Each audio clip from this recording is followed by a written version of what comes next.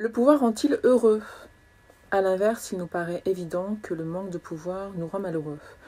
On s'est tous sentis impuissants et c'est douloureux. Mais qu'en est-il vraiment de cette relation pouvoir-plaisir, pouvoir-bonheur que l'on confond trop souvent en fait, encore? Je vous propose de revenir un court instant sur cette relation pouvoir-bonheur. Le pouvoir rend-il heureux?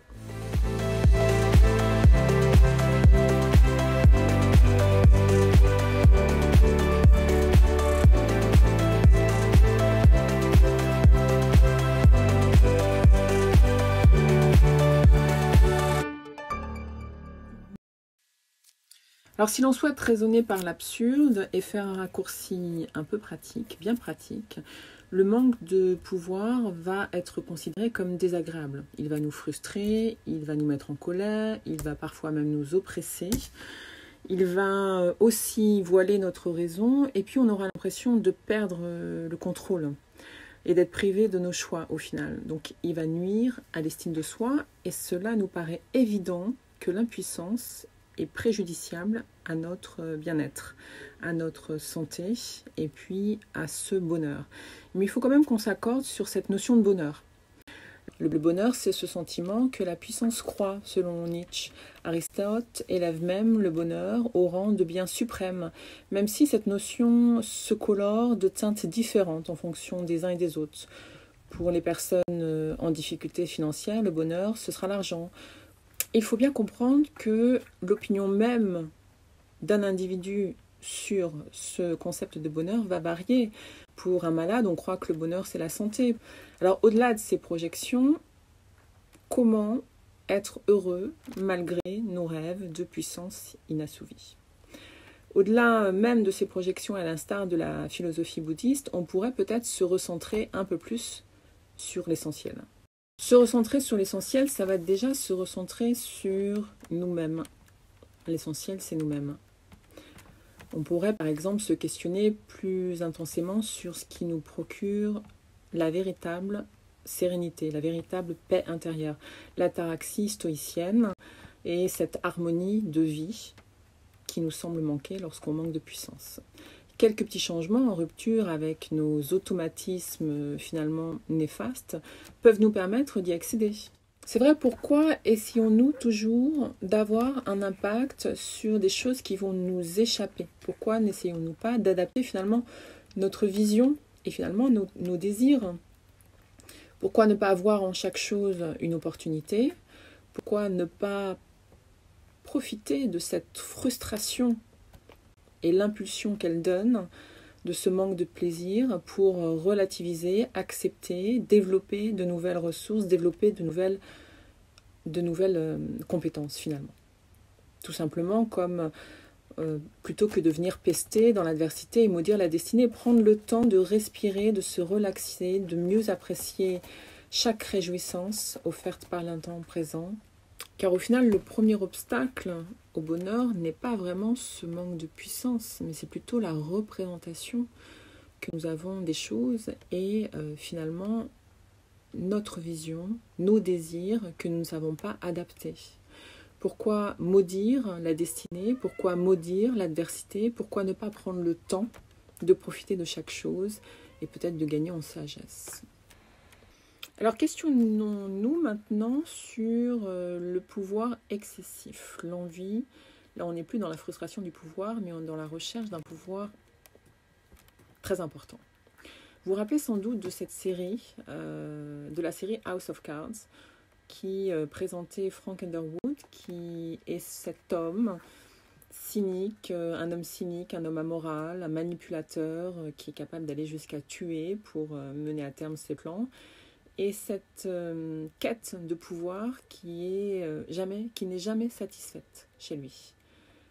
Était-il un homme heureux? Alors le pouvoir en particulier, quand il est excessif, est excitant. Il est grisant. Il libère une molécule biochimique que l'on appelle la dopamine. Et cette dopamine est responsable de la sensation de plaisir, ou plus précisément d'une récompense anticipée. Dans l'appétit de vivre, dans l'expression du désir qu'elle procure, la dopamine finalement nous invite à de nouvelles perspectives. Elle produit une sensation de bien-être Et puis, on se sent plus alerte, plus vif.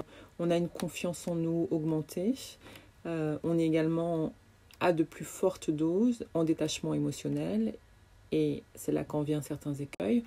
Elle peut nous conduire à des comportements plus égocentriques, plus pervers, plus cruels. C'est la raison pour laquelle ce pouvoir excessif est à envisager avec précaution lorsqu'on en vient à des dérives de comportement. On peut même aller plus loin en envisageant que ce pouvoir excessif, lorsque le niveau de dopamine est élevé, voire en surchauffe, il confère un caractère fortement addictif. Donc ce caractère fortement addictif va nous rendre dépendants. Et toute dépendance, fatalement, va s'opposer au bonheur.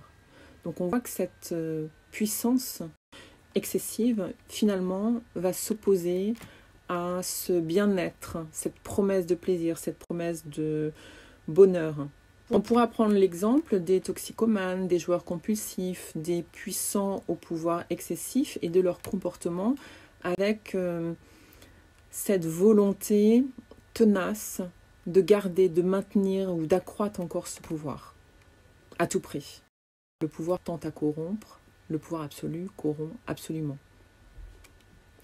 À telle enseigne que le retrait progressif du pouvoir absolu sera le seul moyen de garantir une graduelle acceptation de l'abandon de pouvoir. Alors j'avais envie de terminer cette relation pouvoir-bonheur, pouvoir-plaisir avec une note plus positive bien sûr, avec cette notion de pouvoir altruiste. Quelle est la solution lorsqu'on a du pouvoir de rester dans le plaisir et de gagner en bonheur finalement, sans passer par l'excès, sans passer par l'addiction?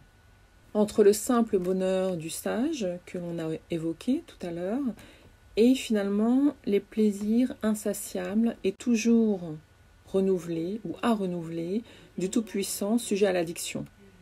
Existe-t-il une condition qui permettrait d'établir un lien entre ce pouvoir et ce bonheur? Alors les études montrent que le sentiment de puissance augmente avec l'intérêt que l'on porte à sa propre personne. On l'a vu tout à l'heure, lorsque le niveau de dopamine était important, les comportements devenaient égocentriques. L'intérêt pour l'autre est diminué. Lorsque les individus se sentent tout-puissants, finalement, l'attention se focalise sur eux-mêmes. Or, quelle que soit la nature du pouvoir que l'on exerce, une certaine notion de dépendance mutuelle des individus sera toujours indispensable pour permettre au pouvoir de se développer. Et derrière cet argument plus instrumentaliste, le bonheur ne peut exister sans la relation aux autres. Certaines études, plusieurs études le précisent. D'une part, tout comme la passion amoureuse, les pensées positives, les contacts physiques, l'interaction sociale provoquent la synthèse de la sérotonine. Ce neurotransmetteur qui est impliqué dans les sentiments de joie de vie, de consentement, de sérénité. D'autre part, les altruistes font partie des catégories de personnes appelées les gens heureux. Les altruistes ont bien sûr leur lot d'émotions négatives, mais finalement, elles sont moins fréquentes que chez d'autres personnes. Parce qu'ils s'intéressent aux autres, parce que finalement, les émotions positives priment pour eux la plupart du temps. Et puis, ce qui est intéressant également de noter, c'est qu'ils sont moins sujets à l'euphorie ou à l'emprise de plaisirs extrêmes, comme pourraient l'être certains puissants dont on a parlé, sujets à l'addiction. Donc, sans renoncer à être attentifs à leurs intérêts personnels, qui est quand même une condition préalable à tout épanouissement, les altruistes vont, eux, sublimer cet état par l'attention qu'ils vont réussir à porter aux autres. Ces deux conditions ne se posent d'ailleurs en rien.